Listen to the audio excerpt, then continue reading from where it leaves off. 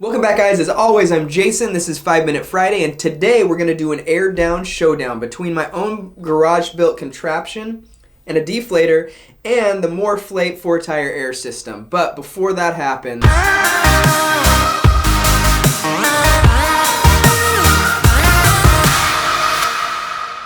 I don't think I'm alone in saying that the process of airing up and down is not only annoying, but one of those necessary chores we have to complete every time we indulge on our favorite pastime.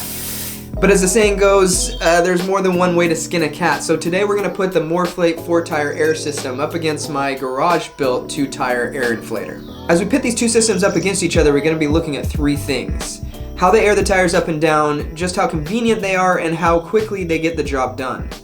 So let's start with my own garage-built air-down contraption. This was inspired by laziness, optimized for cost, and put together in about 20 minutes. But this wasn't the first attempt. I actually tried my own version of the Morphlate, but it never quite worked right and was always too bulky to carry around. So for version 2, I decided to forego the 4-tire version and turned it into a 2-tire inflator. Now I will say straight off that for the moment ours can only be used as an inflator, so to deflate the tires we're using an ARB air down tool.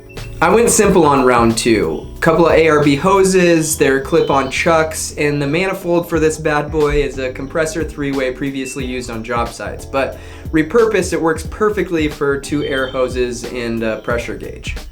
I chose the ARB hoses specifically because after 3 hoses blew out due to high temperatures on our Oregon Trail expedition, the one ARB hose that we had saved our bacon and lasted us through the rest of the trip. So next I reused a pressure gauge off an old broken deflator, grabbed a short section of hose for a lead, and then put a magnet on the back of the gauge so I could place it wherever I was using it. So when I say this was optimized for cost, I wasn't joking. So the main reason for the magnetic gauge was so I could sit in my warm toasty car while still checking the pressures. And I know this is a little prima donna, but I don't do well in cold, and if you ask anybody that knows me, I was definitely meant for the jungle, not the snow. I also wanted it to be as compact as possible and still reach the rear tires, so I put everything on QuickConnect so it could be broken down and tucked away in the small space left in my roof boxes.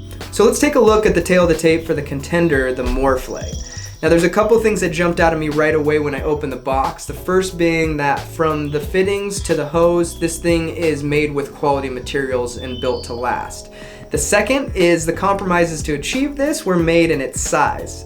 I look for 3 things when it comes to my overland gear: size, quality, and convenience. Most things hit 2 of these boxes, but very few check all 3, and when it comes to the few flaws that the Morphlate has, the largest was the size in trying to figure out how to organize the hoses. So let's start at the ends and work our way back. These by far are the best air chucks we've ever used. QuickConnect, super easy, and it makes a tight fit without much fuss. The Flexzilla hoses are amongst the best on the market and are lay flat, so you don't have to worry about retaining its coil no matter how long it's stored. So like I said before, the whole setup was very well thought out and there was no expense spared on all the bits and pieces. So let's see how these things stack up against each other. Let's start with airing down. The Morphlate is about as simple as you can get. Take the leads, hook them to the tires, open the ball valve, and use the Schrader valve on the top to check your pressures. The classic deflator is a bit more involved. Screw the deflator onto the valve stem, remove the valve core, and use the collar on the outside to check the pressure or bleed the air. So the numbers were a little surprising to me. To take the tires from 35 to 10 psi, it actually took the classic deflator about 2 minutes longer, which I had assumed the times were going to be pretty comparable because the Morphlate doesn't remove the valve core, but I've got to give this one to the Morphlate because it's not only more convenient, but it's quicker, and that means less time standing in the weather. Okay, so let's talk about inflation. That's why things are getting so expensive now, and the dollar doesn't go very, not that inflation. Okay, so when it comes to my inflator, plug in the manifold, connect the hoses, put the air chucks on the tires, hit the button, and up you go. It took just under 8 minutes to bring the tires back up to 35 psi with my inflator, and the Morphlate took just under 7 minutes. So although airing up was a much closer race, the Morphlate again takes it by 30 seconds, making it the clear winner in both airing up and airing down. So let's talk about a few of my thoughts on both of these systems. Overall, I think it's safe to say that the Morphlate is the most convenient of the two. It gives you one point of contact, both airs up and down, and you can spend the extra time socializing or taking in the scenery. The The downsides to me were the size, the bulky hoses, and I think I would have preferred a pressure gauge rather than the Schrader valve to make checking the pressure easier. And my backyard contraption, pretty straightforward, a lot more compact, easy to deploy and put away, but it doesn't deflate the tires, so you have to carry one with you, and it only does 2 tires at a time. So, which one do you think gets my vote?